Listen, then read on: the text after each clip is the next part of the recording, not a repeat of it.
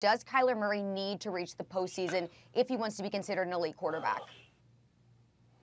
Absolutely. I mean, I think we don't have any elite quarterbacks that don't go to the playoffs. And I understand that this year he's injured. Going into this game, it's going to be a tough situation, and it may not work out for him. But no one's going to go into next season saying that he's an elite quarterback if he can't get his team to the playoffs. I'm not sure what you would point to say that he was elite. And I understand that the passing stats don't fully describe how important he is to this team. He, in many ways, like Lamar Jackson, is the offense of this team. They build everything around his unique ability. So I'm not saying that he's not good or even close to great, but elite to me means something different. And you don't become an elite quarterback in my mind until you not only get to the playoffs, but you make some big plays. You have some big playoff moments. Like, those are the elite guys. Being a franchise guy is different.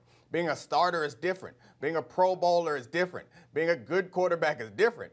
But elite quarterbacks, they go to the playoffs and they play well. And I'm not trying to knock Kyler Murray at all. I thought that he was going to have a better year this year than he did. And there are a lot of reasons why he hasn't kind of progressed the way we hoped he would. And a lot of people could point to Cliff Kingsbury or point to the up and down nature of that defense. But the fact of the matter is, none of that matters in the way that we judge quarterbacks. Like, either you're having the success that elite quarterbacks have, in which case we consider you elite, or you're not, and we don't call you that until you do. And this is early in his career, so maybe at some point he'll reach that level, and I think he will. I hope he will. But he's not going to get there, and no one's going to call him elite. And I doubt he would consider himself an elite quarterback until he gets to the playoffs and has those big moments that we've seen other elite quarterbacks have.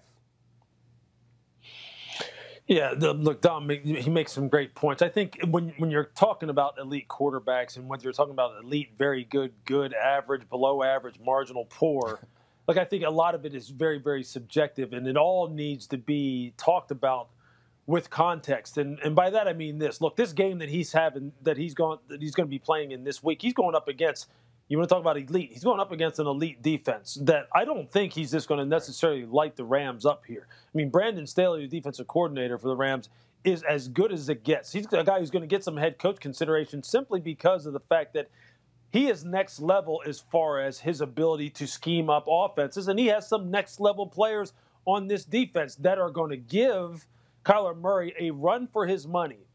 And, and additionally, look, I say this. If Kyler Murray goes out and throws for 300-plus in this game, which I don't see happening against this Rams defense, but if he does, and he has them in a position to win, and for some reason or another, John Wolford, who is making his first career start in the NFL after being a college free agent in 2018, his first career start with all the people that they are missing, is able to somehow muster up enough points to where they expose a Vance Joseph coach defense in Arizona and win this football game, I don't think that you can necessarily hang that on Kyler Murray and or have that detract from your overall assessment as to whether or not this guy is elite, very good, average, whatever it is that you want to be. Because I think we sometimes hang – it's just kind of like judging quarterbacks based off of wins and losses as well.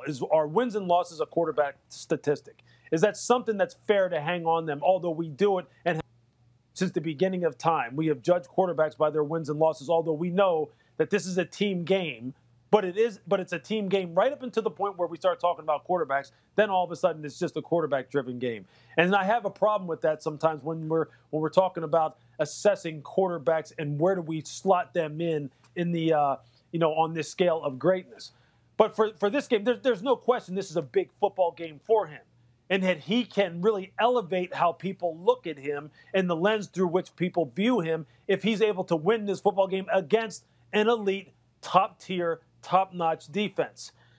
If they lose and he does everything in his power and he gives them the last time he has the football, they have the lead and they lose this football game, I don't think you should knock him. If he goes out and he throws 3-4 interceptions, can't throw for over 200, 250 yards, isn't able to convert on third downs, is turning the football over, then of course you're going to knock him down.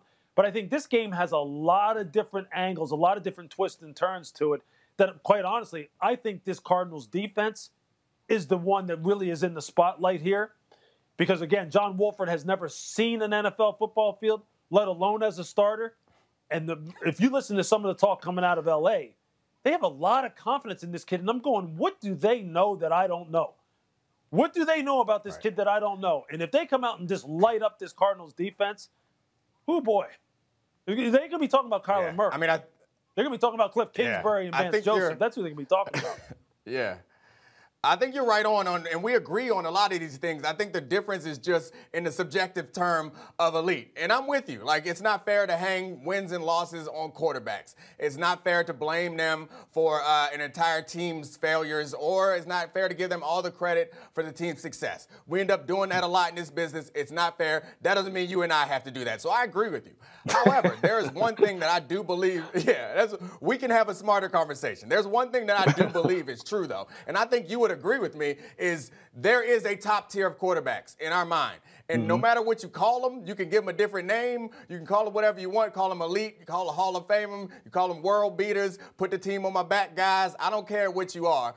But you don't become that until you start getting to the playoffs and winning in big moments in the playoffs, or winning league MVPs. Doing something like that, sustaining that type of success for an entire career. Because I would think of a guy like Lamar Jackson and a guy like Josh Allen, the season he's having right now. Like, I'd be willing to consider the conversation of them being elite despite the fact they haven't had playoff success.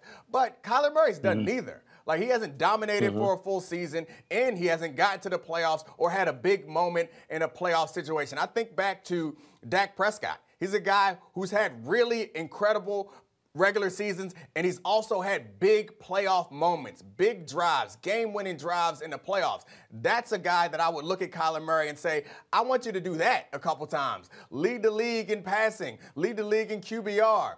Because of his running abilities, he can lead the league in total offense, something like that, and then also make some big plays in some big situations. I think this weekend gives him a chance to jump to that elite status, or at least get in that conversation, because you're so right about that Staley defense. Thanks for watching ESPN on YouTube. For live streaming sports and premium content, subscribe to ESPN+.